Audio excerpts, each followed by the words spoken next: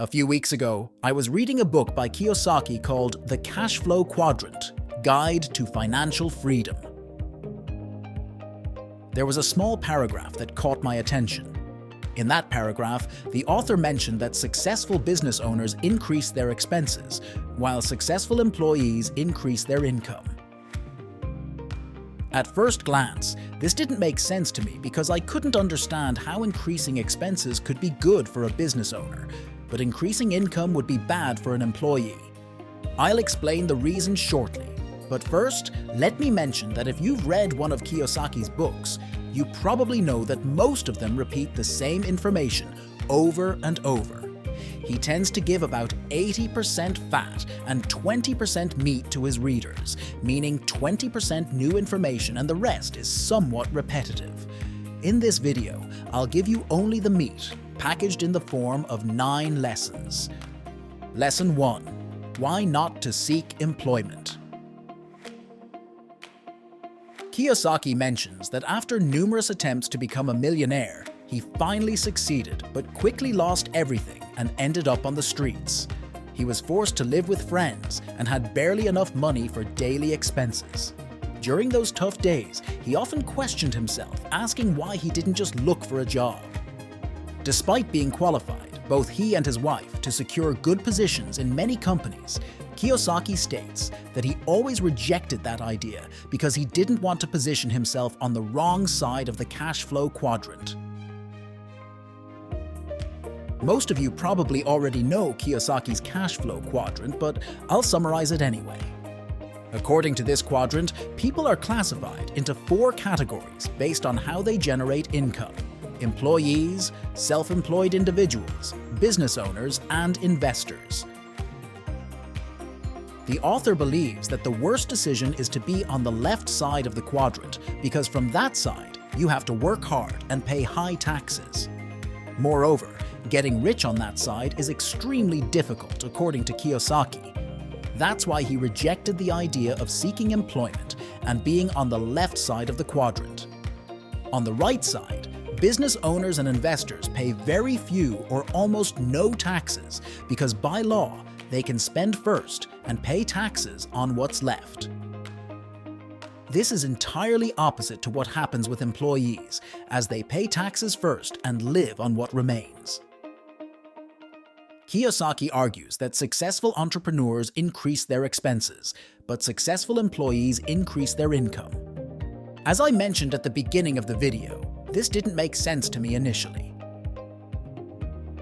Well, the reason is that if you want to increase your income as an employee, you have to work very hard, and the problem is that the more money you earn, the more taxes you have to pay. In other words, you share a significant portion of what you earn with the government. On the other hand, business owners focus on increasing their expenses because they gain 2 significant benefits. First, by increasing their expenses, they reduce their taxable income and end up paying lower taxes. Second, if you look at their financial statements, you'll see that most of their significant expenses are directed towards the purchase of assets, which in turn bring them additional income. To simplify it, what comes out of their expense column briefly appears in their asset column and generates additional income. As a result, they keep increasing their assets and profits while paying low taxes. The author says that if you want to understand where a company or a person is headed, just look at their expense column. If the majority of your expenses go toward buying liabilities like a TV or a phone or an unnecessary car, then you're essentially sending your soldiers into a battle where you know they'll be killed. On the other hand, if your expenses are directed towards buying assets, then you're sending your soldiers to capture more soldiers for your army, who in turn will also work hard to capture others. If you're disciplined enough, this process can turn your small army into an empire. Kiyosaki recounts that once a journalist asked him how much he earned in the past year and how much he paid in taxes. When he replied that he earned $1 million and didn't pay taxes, the reporter simply couldn't understand how it could be possible. After a few days, the journalist published an article titled "Millionaire Earns Millions but Pays No Taxes. thinking that Kiyosaki was doing something illegal. In reality, he was just following the law. Nowadays, it's much easier to get rich legally than attempting illegal ways. It would be foolish to try illegal methods when there are many legal and easy paths. If you want to move from the left side to the right side, you must understand that each quadrant is like a different country where people speak different languages. Before moving, you need to inform yourself and learn the language of that quadrant. If you talk to a left side employee, you'll find that their main vocabulary consists of words like job security, good benefits, high income, pension, food vouchers, etc. However, if you talk to an investor, you'll quickly realize that they don't use these words. They use terms like cash flow, capital gains, PE ratio or price to earnings ratio, and OPM or other people's money, and so on. As you can see, if you want to change quadrants, you need to educate yourself and speak that language. The author suggests that you might be in the employee quadrant right now, but you can learn about other quadrants and experiment slowly. It's okay to be in more than one quadrant at the beginning. Now I have a comment about changing the quadrant and becoming a business owner or investor. Many people who read Kiyosaki's books suddenly get excited and want to become entrepreneurs and leave their jobs. But let me ask you this. Imagine I approach you and say, "Hey, would you like to be an Olympic athlete and win a gold medal in your favorite sport?" You probably say yes, that you'd love to represent your country in the Olympics, become famous, win a gold medal, and have a great body with just a few AB workouts. It would be amazing, sign me up. But before you jump in, let me take you backstage for a moment and show you what's happening there. Do you really understand how hard you have to work to be an Olympic athlete? You know you have to spend 5 to 6 hours in the gym every day, sometimes twice a day. Do you really want to eat chicken breasts and vegetables most of the time? Do you really want to go through all that tough training and possibly endure several injuries? Do you want to argue with your partner for not spending enough time with them? Do you really want to miss your friend's party because you have to go to bed early to get up early for training? Do you really want to make all these sacrifices to become an Olympic athlete? At this point, you're probably saying, maybe not, I don't want that. Honestly, I would understand if you decide not to want that, and I'm sure others would understand too, because the cost of becoming an athlete is too high for you. The example I just gave applies to becoming a business owner and also to changing quadrants. First, you must understand the cost and decide if it's really worth it. Maybe you love your job, make enough money, and never want the responsibility and stress of being a business owner. If that's the case, it's not my or anyone else's business to tell you that you should become a business owner. It's a matter of personal decision. I'm not saying you can't become a business owner. You can, and I think it's one of the best things you can try. But before you start, always consider the cost, because it will help you stay grounded and avoid running back to your mom's house after 5 or 6 failures. Also, keep in mind that it's highly likely that you don't have the necessary support to become an entrepreneur. In other words, perhaps you left school without education on how to create and manage a business, and you probably didn't learn it from your family either. All of this translates into an even greater cost, and at the beginning of your journey, you're likely to resemble a skinny guy in the gym who doesn't even know how to use a treadmill. When you're new to the gym, you shouldn't try to mimic the big guys starting with a 60-kilogram bench press. You need to begin with simple exercises. Lesson 2. Why do people crave job security so much? If you look back 150 or 200 years, you'll see that most people were self-employed or entrepreneurs. Probably your great-grandfather had a farm and worked for himself, meaning he was self-employed. Or maybe he had a shop with a few employees where they manufactured and sold axes, meaning he owned a business. If entrepreneurship and self-employment were so common in the past, what happened now that we are so attached to job security? Kiyosaki says the answer is simple. People were socially conditioned and brainwashed to choose job security over freedom. People have been brainwashed to the point that they don't want to work for themselves for 4 years, but are willing to work for someone else for years. Who taught them these things? The culprits are the teachers, the education system, multinational corporations, and the media. The value of job security over financial freedom is tattooed in children's brains from an early age. Was there a course or even a lesson on financial education and entrepreneurship when you were younger? Of course not. Instead, you were taught to follow the system that emphasizes good grades above anything else. The result is a loyal and competent employee who can't think for themselves. Nowadays, many students are encouraged to take out loans and study at prestigious universities. After successfully paying off student loans, they'll have the opportunity to start saving for their financial future. But the reality is, they aren't taught to save. They are taught to spend and get into debt. After depriving themselves for several years to pay off their student loan, once they have extra money, they'll start buying houses, gadgets, some luxuries, new clothes, furniture, and cars. Soon enough, they are trapped in debt, get married, have an expensive wedding, and from here, things start going downhill as the couple gets into even more debt. This is the moment when they start wishing they had financial knowledge. It's also the moment when they realize they were sold a false dream and the system took advantage of them. They acknowledge that if they had used the money they earned at the beginning of their career to start a business or invest, they would be much better off. Kiyosaki says the main reason most people have money problems is that they were never educated in the science of money flow management. They were taught to read, write, drive cars, swim, but not how to manage their cash flow. Without this training, they end up facing money problems and then work harder with the belief that more money will solve their problems. Lesson 3.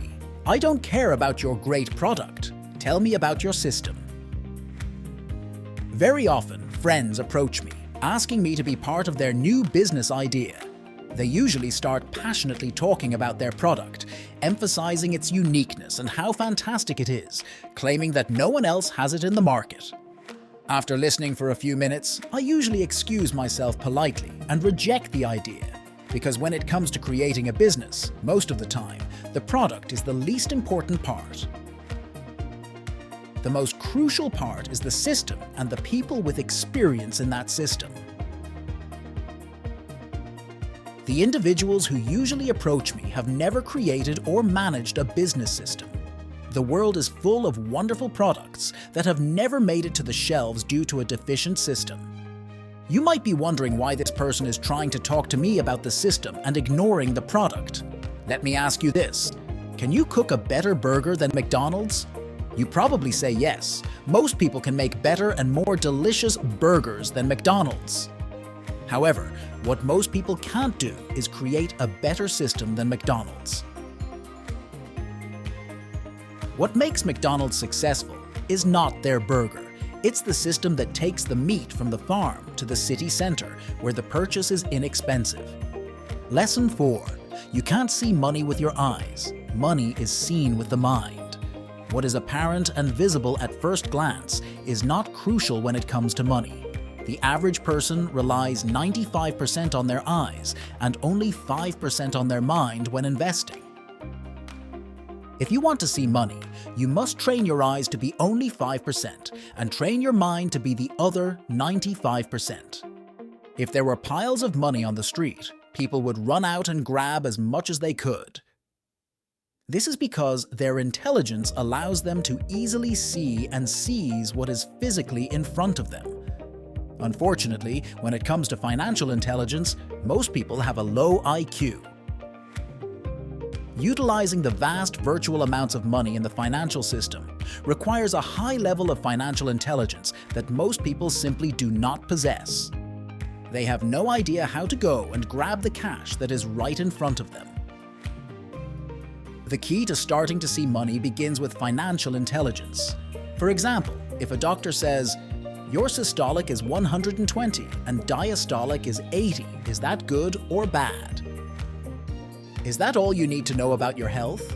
The obvious answer is no, but it's a start. It's the same as saying the PE of my stocks is 12. Is this all I need to know for my wealth?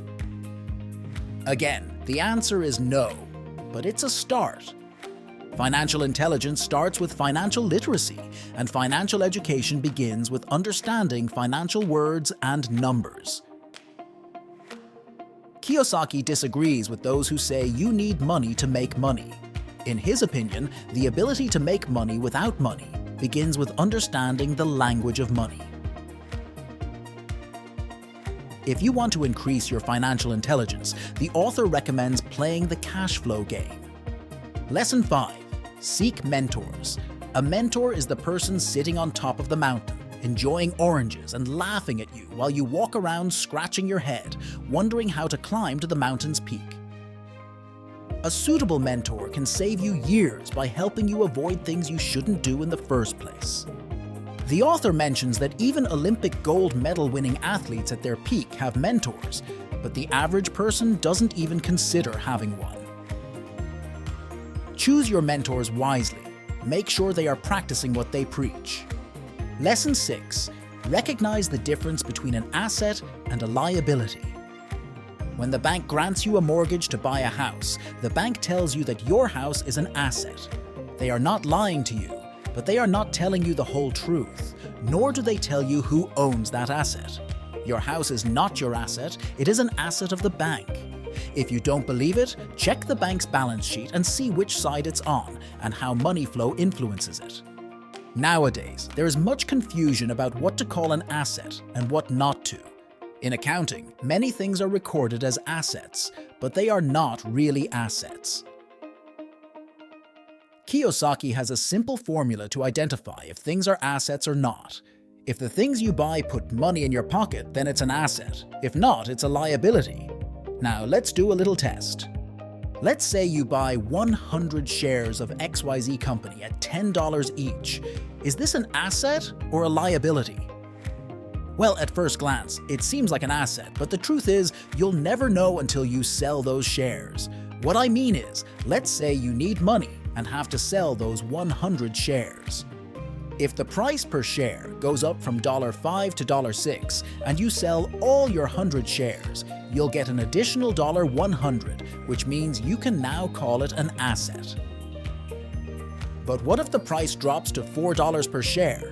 Well, you'll lose $100. In that case, you can't call it an asset because it didn't put money in your pocket. Nowadays, many people confuse assets with liabilities. It depends on how you define an asset, but if you want to increase your wealth, you must make sure that the things you call assets actually put money in your pocket. Lesson 7. The power of faith. If I come to you and tell you that all the money you desire, the car, the house of your dreams, have been sent to you and are waiting at the post office with your name on them, and all you need to do is work hard for a while and then go and pick them up, would you work hard? If you're saying yes, keep working because what you truly want is waiting for you.